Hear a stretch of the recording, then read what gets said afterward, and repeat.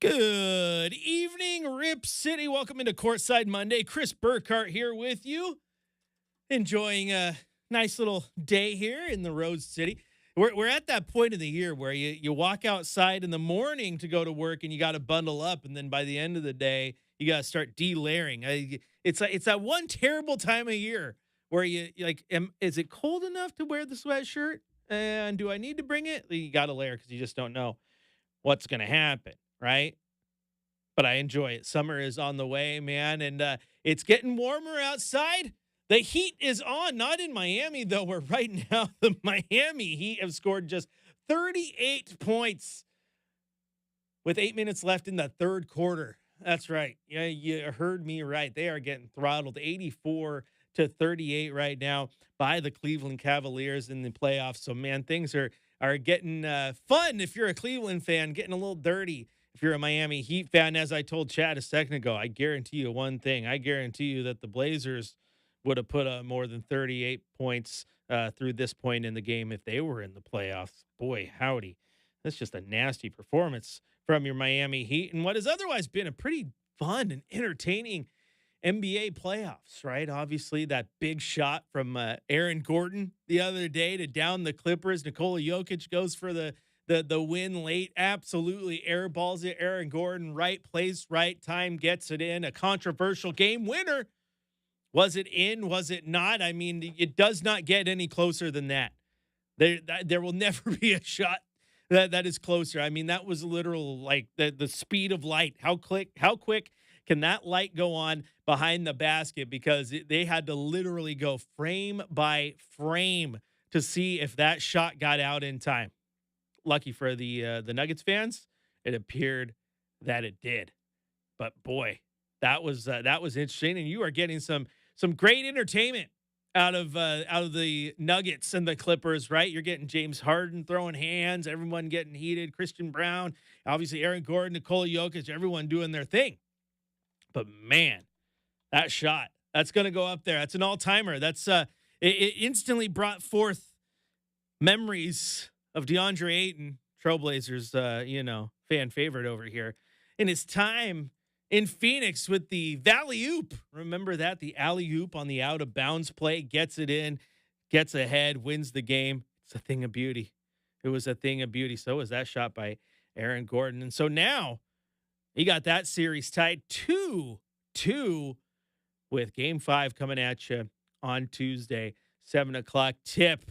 And that might be the type of game, quite frankly, the Denver Nuggets needed to get back in the series, but also one of those games that kind of shifts momentum a little bit, man. I think the Nuggets can take the ball here and roll with it, build off that momentum. They've had their ups and downs, obviously. David Adelman in the saddle now after Michael Malone was let go in the last few weeks of the regular season. And there's been a lot of Nikola Jokic coaching on the court. I mean, there was the clip the other day where he literally points to the bench and tells the guy to sub in, like he's being the coach, and he's playing heated, like he wants to win this series. But the Clippers, man, what they bring right now is James Harden is just as good as he ever was, and he passes the ball well, shoots the ball well, does his thing. But Kawhi Leonard, when he's healthy and he's out there, he's proven why he's one of the best in the league. Right now it's 96-51 in Miami, 5 minutes, 54 seconds left in the third. Miami trying to make a comeback. I don't think it's going to happen there, though. Cleveland needs this series 3-0. Now, also going down around the league over the weekend, the Thunder dismantled the Grizzlies. A quick 4-0 series with no questions about that one. Yes, you got a game there that was, a close one, but man, outside of the, that first game blowout, the second game, the Thunder just did what they needed to do, man. It was like cat and mouse. There was no really question who was the better team, who was going to win this series. And quite frankly, if Memphis would have grabbed one, I probably would have been surprised, right? They just absolutely got throttled. So now the Thunder get a little bit of rest. They await the winner of Denver and Los Angeles, the Clippers. Now, the other Los Angeles team, the Lakers, they are battling it out with the Timberwolves. Now, I cannot remember who said this the other day, but we were talking about the NBA playoffs. And the crazy part about the way the NBA playoffs are set up right now is that you can sit here and say, okay, this team is they're upsetting the Lakers, right? The 6 seed is upsetting the 3 seed. But it's not like it's really an upset because when you looked at those standings and everything was so close until the end of the season. Literally, it took all 82 games to figure out who was where in the standings. So yes, Minnesota is the 6 seed. Yes, the Clippers or the Lakers are the 3rd seed, but those two ended the year just separated by a single game. One loss here, one win there, and the whole thing's flipped, right? So it's not necessarily an upset, but I don't think people thought that Minnesota was going to go in and just handle the Lakers the way that they have, because they have taken care of business. They have been super, super physical with the Lakers. They've done their best to knock LeBron off of his game. Luka Doncic has had some rough outings as well. I mean, Anthony Edwards is putting together just incredible performance after incredible performance right now. Like, he is playing like one of the best players, if not the best player in the league. It's been incredible. Absolutely incredible. And I've said before, like, he reminds me, like, he is the closest thing that I think the NBA has seen to MJ and Kobe since those two played, right? Now, talent-wise, he's getting there. Like, he's still not the offensive guy that those two were, even though he's very, very good. He's getting better defensively, not what those two guys were, but he can get better. But it's the mentality factor, right? Everyone talks about the Mamba mentality that Kobe coined, right? Well, the Mamba mentality was just an offshoot of Air Jordan, right? His airness. He took MJ and made it his own. And now Anthony Edwards is kind of doing that same thing. I mean, you see the clips of him literally just kind of pushing and hand jarring with LeBron all the way down the court, trying to get into his head. And LeBron, for some reason, is very, very easy to get into his head. At least it looks like from our perspective, right? I mean, we saw it here in Portland. Tumani Kamara just bodied him full court, and it irritated him. And you see Anthony Edwards doing it. There he is, just looking at the official like, come on, you got to make a call. Nope, not going to do it. Not going to do it. So it's wild that, Anthony Edwards and the Timberwolves are taking care of business. And they got the Lakers on the brink of elimination. They grabbed that win in Game 4, 116 to 113. And again, like, Luka Doncic, 38 points, but just 2 assists. Like, what? What? That's weird. Like, that's not what you expect from him. You need him to fill up the stat sheet. LeBron shows up for 3 quarters, and then he just struggled in the 4th. You need those guys to show up, and a lot of it, I think, it's just the tired legs. The depth of the Lakers is not great. It's absolutely not great. Playing Dorian Finney-Smith 40 minutes. They got Jared Vanderbilt playing a handful of minutes. Gabe Vincent, Jordan Goodwin, and nobody else, right? As for Minnesota, you got Nickeil Alexander-Walker, Trailblazers legend, who's doing great with his 12 minutes a night. But you got Naz Reid and Dante DiVincenzo off the bench, who are just two guys who are all gas, no break, put a chest on you, get in your hip, make you work for everything. There is no let off with Minnesota. And so when the fatigue factor starts to come in, it starts to wear on those Lakers a little bit. It's going to be interesting to see if the Lakers can grab one here, not get eliminated with the gentleman's sweep, as it were, right? Let them get one win. No, we'll see what happens. We'll see what happens. Minnesota's been playing absolutely incredible basketball. Yes, they have. If you want to get in on the conversation, 503-248-0620 is the telephone number. You can also go to youtube.com, type in Rip City Radio, and get in on the conversation there. Where John says, he's been saying it all along. Heat culture is basically, just taking great players from other teams. Hey, got to pilfer the greats, bring them over here. Hey, heat culture it was a thing. It was a thing, but also, I mean, here's a question. Let's find where is the origin of heat culture, right? Like, when did that start? Like, because I think heat culture, like Dwayne Wade. But like Dwayne Wade had the commercials like Mr., get knocked down 8 times, get up 9 or whatever it is. I guess technically if you got down 8, you'd get up 8, but you never stay down. You know what I'm saying? Like, that was heat culture, the tenacity, right? I mean, heck, you had guys like Mario Chalmers just going off, right? Like Udonis Haslem. Like, I get what you're saying there. Yeah, you got to take some guys in, and that's our culture. I get it. But Miami, they're struggling. they're struggling right now. So good comment there, John. Uh, Ignatius 95. He's the head coach of App State football in a very, very popular online football dynasty that I might be part of, but he's afraid to play me. That's just facts. That's just facts. But we're not here to talk that. We're here to talk basketball. Back to the NBA playoffs. If you want to get in on those comments, get on over to YouTube. I'll talk about them there. I think the other really intriguing series here, as we stay in the West, is what's going on with the Warriors and Rockets, right? Golden State has a 2-1 lead. They got a game 4 tonight. Jimmy Butler went down with that gnarly fall on his tailbone, right? He should be a go for game 4. The Warriors are trying to get the most out of the ghosts of their former selves, right? You got the young upstart Houston Rockets just picking at him. Was it Jalen Green basically saying like, oh yeah, well, Draymond's going to talk. What else is he going to do? He can't do anything else. Basically just calling him out like, hey, I'm not scared about you scoring points. Your defense, yeah, you got people put you in the running for defensive player of the year, but you're not what you used to be. All you're going to do is talk. And that's been a fun series, back and forth. Like the old guard and the new guard, right?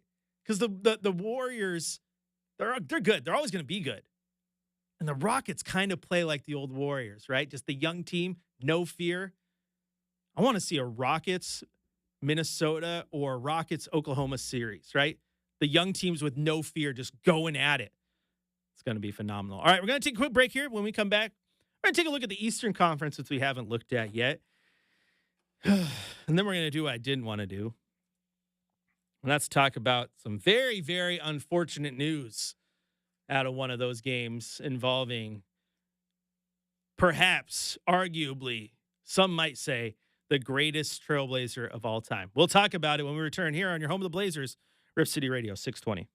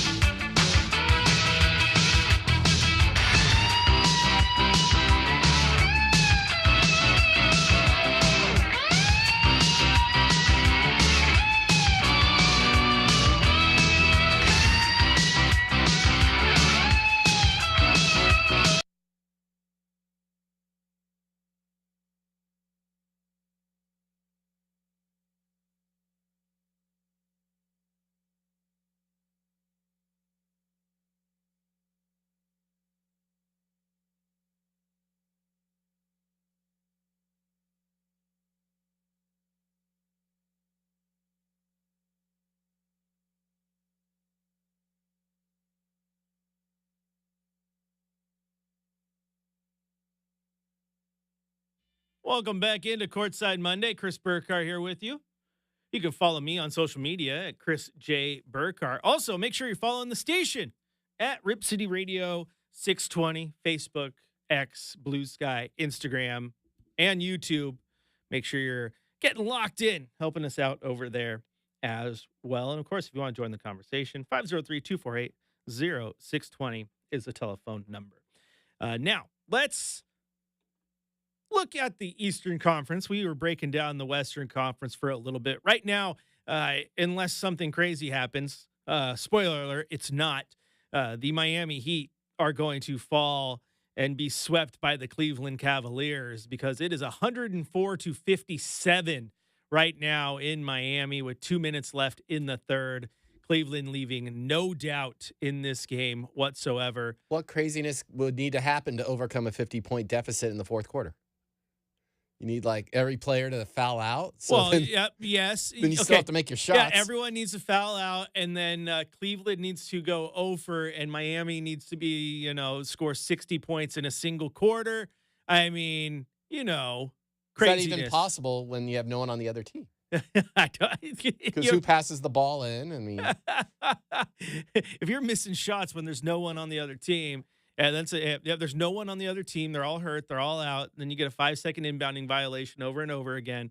But yeah, this one's toasted. I was just trying to give false hope. And I know Blazer fans love this. Blazer fans love to watch Miami falter. The Damian Lillard package didn't do a very good job getting them out of the first round tonight, right? So, unfortunate if you're a Miami fan. But you know what? It's really hard. There's like two teams, maybe three, really, that you kind of have a hard time ever feeling bad for. And Miami's one of them. Like, yeah, do you really feel bad for the fan base? He's like, oh, no, we lost. Now I just get to go home in Miami. South Beach, beautiful weather, beaches, swimming. It's nice. San Diego, do you feel bad if the Padres lose? No, you live in San Diego. It's beautiful, nice weather, beaches. Los Angeles, same thing. All right. Now, if Minnesota loses, you're like, oh man, you're like Portland. You got beautiful summers, but it's pretty cold and nasty in the winter, right? Those ones you can feel bad for. Not so much Miami, especially with the way they treated this fan base here in Portland for an entire summer during the Dame Lillard trade fiasco. More on Damian Lillard in a minute. Over in the Boston Magic series, the Magic got one game in that one. Boston has a 3-1 lead. I think this is actually a great series for the Magic because that is a very good, very young team, right? And they know that they need some pieces, right? They know that they need some pieces. They lose the first game 103-86. They lose game 2 109-100. They win game 3, then they lose game 4 107-98. So they're finding ways to try to stay in some of these games. And again, I think this is really exposing, if you will, to that front office, what the team needs and what they need to improve on moving forward, how they need to get better. And I like what they're doing. What do they need? They need shooters. I know they have one who has long been connected to them, who, again, resides here in Rip City at the time. I have been watching Orlando for a hot minute, and you cannot tell me watching them that and Anthony Simons would not be very, very nice in that lineup, right? I like Anthony Simons as much as the next guy. I mean, I understand that situationally what they've done here in Portland might be time to move on from him. But if you plug him into a lineup in Orlando that needs that outside shooter to help space the floor, needs someone to take a little bit of that gravity off of Paulo and Franz, right? I mean, you look at what they started in that game against Boston. Their starting backcourt was Corey Joseph and Kentavious Caldwell-Pope, right? You got Cole Anthony coming in off the bench. You got Anthony Black who can do some stuff. But, man, you throw Ant in that lineup, that's a perfect fit, quite honestly. And so I'm speaking it into existence. I mean, Yusuf Nurkic tweeted about it too, so it must be accurate. Also, you have a pretty physical series going on between the 3 and 6 seed, the New York Knicks, and the Detroit Pistons. New York has a 3-1 lead right now. Detroit a little miffed that, at the last game, they didn't get that late call, the foul on Tim Hardaway taking that corner shot. I kind of liked the no call personally because I thought Hardaway definitely didn't go straight up. He kind of went with that little, I'm going to move sideways, try to initiate that contact that shooters look for all the time, far too often anymore. I don't like that. So I'm glad they didn't get that call, but New York is taking care of business. However, the Pistons, man, they are a same thing, similar to Orlando, right? They're seeing what they need to do to continue to build and get better. And it's like if you had a 7-game series between Pistons and the Knicks, and you played the 7 games, and you start over, you played another 7 games, like you have 10 series of those 7 games, it's probably 5-5. Like that, I think they match pretty well. And Detroit is just right there getting better. They're getting better. It's just right every once in a while. It's just that the physicality and the veteran leadership, the depth that the Knicks have gets them right. And then finally, we have a series that I think, for various reasons, even before the unfortunate news we're going to talk about now happened the other night, it has the potential to send some massive shockwaves through the NBA when this season is done. And that's what's going on between the number 4 Indiana Pacers and the number 5 Milwaukee Bucks. Indiana with a 3-1 lead right now in that series. They won game 4, 129-103. Great balance all the way through. All 5 starters in double figures. Obi Toppin and Jarris Walker with 13 and 12 off the bench, respectively. TJ McConnell had 15 off the bench as well. And then in your starting lineup, Pascal Siakam, 12, Aaron Naismith, 14, 23 from Miles Turner, 20 points from Andrew Nembhard. Tyrese Halliburton had 17. I mean, just great balance. And they're taking it to Milwaukee, who has been struggling, absolutely been struggling. And again, this is the roster construction. You look at it and you're like, oh, okay, I understand where it's there. But the biggest thing is 6 minutes of action for Damian Lillard in that game before going down with a non-contact injury. You didn't want to speculate at all, but then the news was confirmed this morning that it was a ruptured left Achilles tendon. That's devastating. That's absolutely devastating, not for just Bucks fans, but obviously the connection that Damian Lillard has to this city, right? Many would argue he's the greatest Blazer of all time. It's generationally, right? If you were around in the 70s, they'd tell you it's Walton. If you were around in the 90s, they'd tell you it's Clyde. If you were around right now, they would have told you it was Dame, right? And so Portland was reeling, man. I was watching social media, and I don't know if I've ever seen a different fan base so shaken up when a star from a different team gets hurt. But that's the connection that Damian Lillard has here and will always have. And it was pretty clear. Like I said, you didn't want to speculate, but you knew when he went down, and then he just sat there at the free throw line, basically, as his Bucks team went down and played defense 4-on-5. And I love when people are like, oh, they didn't call a timeout. No one helped him up. Like, that's basketball, man. Like, unless it's something like, obviously, like even, the use of Nurkic or something like that, where it's like, whoa, we need to attend to this. Like, it's wild. We've seen these injuries. They don't tend to just call a timeout because a guy's hurt. You go down there, you make the quick foul or what have you, finish possession. Like, it is what it is, right? And I don't think his team knew he was hurt. Quite frankly, I think you watch the video, and I think they just kind of thought he was sitting on the court. Like, I think that's why I think it was Kyle Kuzma came over, kind of picked him up. I don't think he knew he was hurt. And then Dame, Doc Rivers, coach staff comes over. He kind of looks like he looks over to Pat Connaughton and is like, yeah, it's torn. Like, he knew. He absolutely knew, right? Now, if there's a guy who can come back from this, it's Damian Lillard, right? We've seen this guy fight through injuries all the time. But it was this time last year that he strained that Achilles, right? And then he goes through the blood clot situation that had him sit out the last few weeks and battles back from that. People are like, gets back on the court in record time, gets back healthy. And then you have this happen. I mean, you're looking at, 6 to 12 months recovery. Like, he had the surgery, I think he had the surgery yesterday, right? Or I guess when the injury happened. So he's having surgery on it, right? So you're still looking at like a year. Like, he might not play again next year. So then you'll be looking at 36, 37-year-old Damian Lillard with a year away from the game. It's a lot of rust, and that's a lot of miles on those tires, right? So what kind of Damian Lillard returns? That's the tough part, right? I don't think you're going to get the all-star Damian Lillard, and it's just unfortunate. I mean, look at what happened to Clay. Clay came back, and Clay's played pretty well, but he's not the same Clay after what the Achilles and the ACL, right? The legs just out from under him, right? Wes Matthews had a decent run after he tore his, but Wes Matthews wasn't 35, right? Like that's the tough part. That is the tough part. And Wesley Matthews wasn't a guy who, made his entire career off being quick and super, super athletic with the ability to change direction and beat you off the dribble, all that stuff, right? I mean, when Wesley Matthews tore his Achilles at final year with the Trailblazers, he was 28. He was 28. Gets back that year he had with Dallas, decent numbers, but the shooting numbers never got back. Never scored as many points as he did that final year in Portland. Never shot the three ball as good as he did that final year where he shot almost 40%. So he took a hit. And he's still a big body who could play defense, but he wasn't the same defender either. So prayers up to Damian Lillard. You hope he can recover. You can hope he can get back to, just basketball. You hope that this is not the end.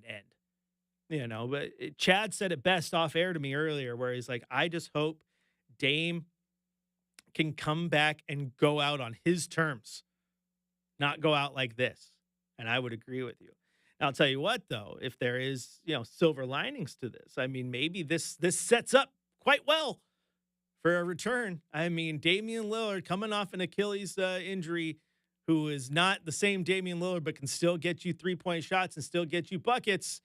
Yeah, that's the kind of guy who can come off the bench, give me 15, 20 minutes a night for my Portland Trailblazers and just go ham, right? I'll allow it. But the bigger impact that this is going to have, my friends, is the fact that Milwaukee's going to get bounced in the first round. And there was probably going to be an impact regardless of this injury, okay? But now Milwaukee is looking at a situation where they are bounced. Giannis is already started to show that he's getting a little disgruntled with how things are going on there. Just the team not building around him effectively. Yes, they did get Dame, but there's still a lot of holes in that lineup, and whatever you say about it, you could just tell that the frustration is there. That's what you know, right? And now between the things that they did to get Damian Lillard, to try to build around Giannis, they don't have a future via the draft. Absolutely do not. They don't own a draft for forever. Their pick this year goes to Brooklyn. Their pick next year, they owe that one to New Orleans. 2027, same thing. They're switching. 2028, Portland's in the mix. 2029, Portland's in the mix. You got to jump up to 2031 before they own their own pick. You have 2030. They either own it or Portland has it via the swap, right? No future via the draft. And you even look at their second round picks. No second round picks. This year's owed to Cleveland. 2027 to Detroit. 2028 to Oklahoma City. 2029 to Detroit. 2030 to Orlando. They don't even have their second round picks. So they have no future to get better, no assets to trade out to try to get anyone in. So what is the most logical thing the team does that gets bounced in the first round and doesn't have a lot of prospects of building around an aging team? I mean, Brook Lopez is not getting any younger, folks. So what do? It might be time, just like Damian Lillard in Portland, just like Luka in Dallas, Jimmy Butler asking out and getting out of Miami. It might be time for Milwaukee and Giannis to part ways. Because one thing they can do right now and guarantee is they can get off of Giannis and they can get a haul in return. They can get a ton of their draft capital that they need. They can start to replenish that without Giannis. Now, I can tell you this. Wouldn't be upset if Portland was like, hey, we'll give you back some of your own draft capital. You want your picks back? We'll send you Jeremy Grant, and we'll send you whatever else needs to go in there to make the cash work, and you can send us Giannis. We'll go out there and we'll start a lineup of Scoot, Shea, Giannis, Denny, heck, and two. You start Giannis at the 5 in that situation, right? Make some other moves, man. I'll take that. But that's one way. There's going to be teams, I guarantee you, man. The phone in Milwaukee is already ringing off the hook. Because they're going to have to. They're probably going to fire sale this thing. They're not going to have Damian Lillard for most of the year, if not all of it. They don't have prospects to get better via the draft. The money that they have tied into that roster makes free agency not a very viable way to get better either. Said Brooke Lopez is not getting any younger. Gary Trent is good, but Gary Trent shouldn't be your starting guard. Let's be completely honest, right? Your depth is so like it's interesting. You've gone through a couple of coaches. You got rid of Budenholzer, then Griffin. He didn't work. You got Doc in. Everyone said, okay, well, that's a guy who can win a few games, but he's not the answer to get over the hump. You got a lot of questions in Milwaukee, so it might be time to put the for sale sign out there to figure out how to get back in a situation where you can honestly rebuild. Otherwise, you are just you're taking on water fast and you're going nowhere slow. You might end up being the next Washington Wizards. Not trying to be disrespectful to that team, but that team has been bad for a long time. Milwaukee could be looking at that. So how does that impact? How does the situation in Memphis too? Lose your coach, you can't get through the first round, you get absolutely destroyed. Do you have the ability to go pick up some guys, or is it time to you know what, fire sale that one too? There's a lot of teams here that are going to make moves, right? Like if Minnesota gets bounced, they know they just need to do a few things. If Houston gets bounced, Oklahoma City gets bounced, don't think that's going to happen. They're good. Cleveland gets bounced, they're good. Indy, they're good. New York, they're good. Boston, they're good.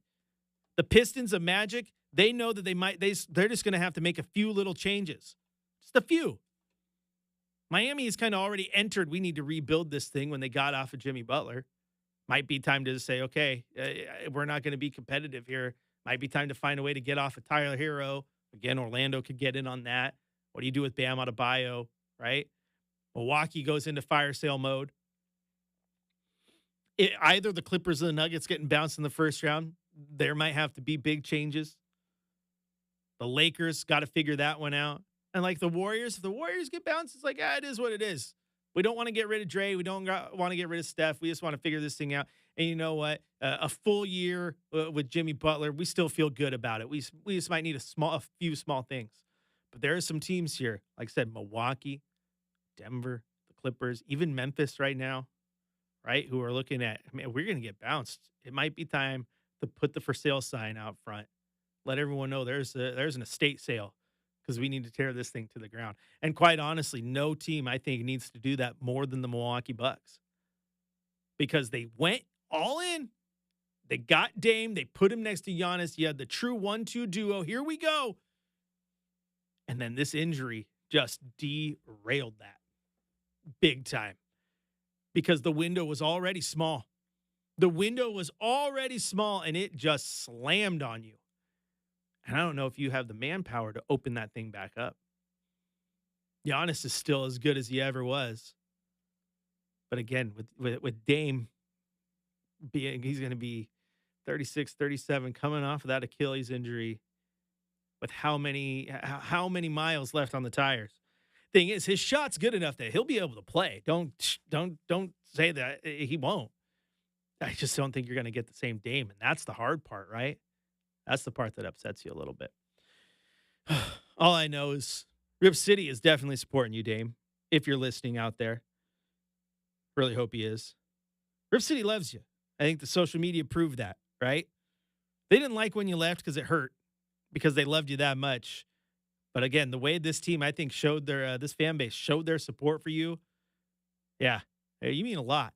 And I was watching the Milwaukee fan base too. Yeah. He's only been there a very short time. I think he means a lot to that fan base as well. And Dame's special, man. So again, I reiterate what Chad said earlier. Hopefully you get back, you get healthy, you're ready to go, and you get to go out on your own terms, man. He wrote this book. It's not over. The chapter just left us on a cliffhanger. We can't wait to pick it back up and continue reading. Get well soon, Dame. Get well soon. All right, we're going to take a quick little break. When we come back, a Blazers legend officially hangs up his sneakers. Who am I talking about? We'll let you know when we come back here on your home of the Blazers, Rip City Radio 620.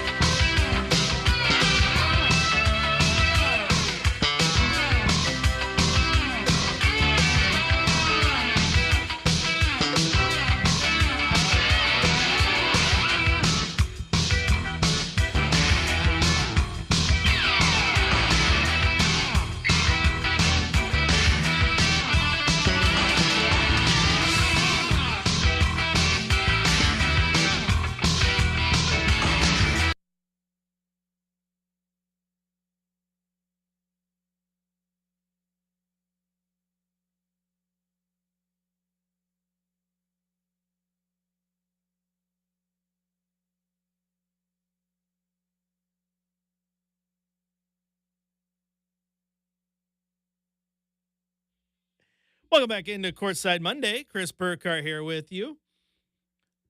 Currently, the Miami Heat are up by, 60, I think it was. Michael Shacker sent me this list of the biggest blowouts in postseason history, right? And it is 59 points right now. Cleveland is up with 2 minutes and 51 seconds left, 135-76. The fifth worst playoff loss happened already this season. That's right. The fifth worst playoff loss happened earlier. That was Oklahoma City when they just totally beat the brakes off of Memphis, 131-80. That 51-point victory was the fifth largest. The largest in NBA history has happened twice. Back in 2009, the Denver Nuggets beat the Hornets 121-63. And then back in 1956, the Minneapolis Lakers beat the St. Louis Hawks 133-75.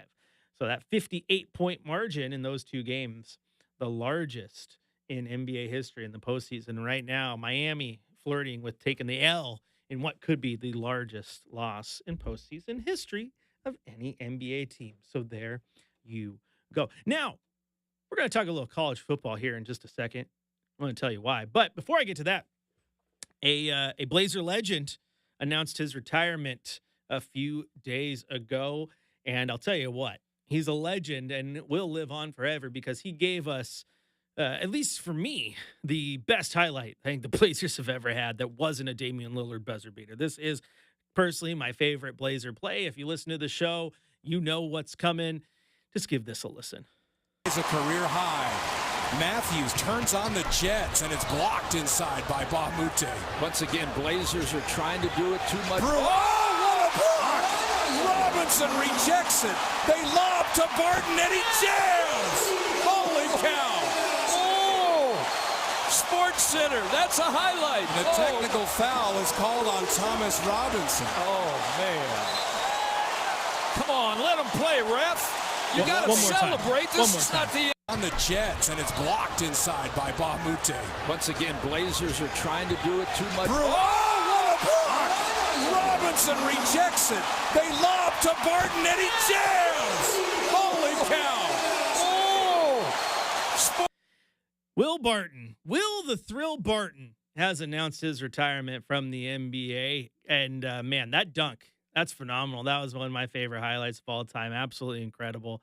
The Thomas Robinson block, that was one of those, you're in the arena, you remember it. It was absolutely phenomenal. It was absolutely phenomenal. Also remember Will Barton and Chris Haynes challenged each other back when I was working at NBC. Chris Haynes said you give him 5 chances, he could score on Will Barton. And he did. And he did. To be fair to my man Chris, though, Will was going at about 20%. He didn't want to get hurt. That Chris Haynes, though, that jump shot of his, he doesn't mess around. He knows what he's doing. But, man, shout out to Will Barton, Trailblazers legend, absolutely. And highlight reel, right? That guy had he had bounce. Everyone talks about Shaden Sharp, right? And it's funny because, like, you're talking about, oh, man, he can get out the gym. He's the best dunker since. It's like a lot of people when you talk to, they mention Will Barton because Will Barton could fly. Elliott Williams was another one before the leg injuries. He could bounce. 3 years in Portland. He averaged 3.8 points in 144 games, and he was traded to Denver. We all know that. And he put a good career there. 8 years in Denver where he averaged 15 points per game. Finished 4th in the 6th man of the year voting twice while he was there. So there was Portland going, oh, my gosh, that's the bench guy we need. A guy who can just, come in and score. We need that. But no, he was traded by the Trailblazers with Victor Claver and Thomas Robinson in the now famous Aaron Aflalo trade. So there you go. All right, now I said I was going to talk college football. That's because these goobers over here in the YouTube chat want me to. Little Timmy Hammock and Rosengrat and Ignatius over there. There are a couple of Blazer fools who invited me to join a college football dynasty of theirs. This is why sometimes you just reach out. I had no idea who these guys were in the YouTube chat. Now they're like texting me nonstop. Hey, Burkhardt, will you play your game? Timmy already texted me. Hey, what time do you think you're going to be home tonight to play it? They're just college football cutthroats, right? So I had to come in. You guys heard the story. I'm the Houston Cougars. I'm playing from behind. They're already 4 years deep in this league. Timmy Hammock already has 5 rings in 4 seasons. I don't know how he did it, but he did. I'm starting from the bottom. I'm trying to get there. And every time I play a user game, I get hammered.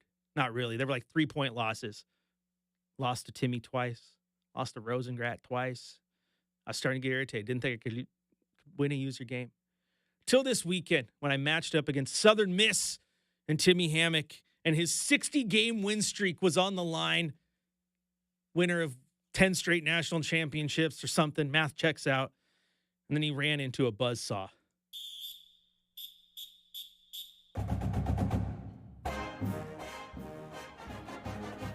That's right. My Houston Cougars, who I love in this dynasty, they took care of business.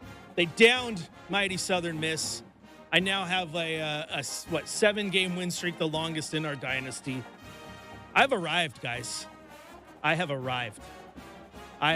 You could call me the new world organization of our dynasty. That's right. Enjoy it. So shout out to my fools there in the YouTube chat. That's what happens when you invite me. I win one game and I think I own the world, Shacker. Aren't we just a couple months away from a new version of the game coming out? Yeah, and I'll have to relearn and be good at it again, just like every year, you know. But just wanted to let you guys know, Houston has arrived. Follow Captain Chaos F5 on Twitch, and you can watch my dynasty grow and thrive.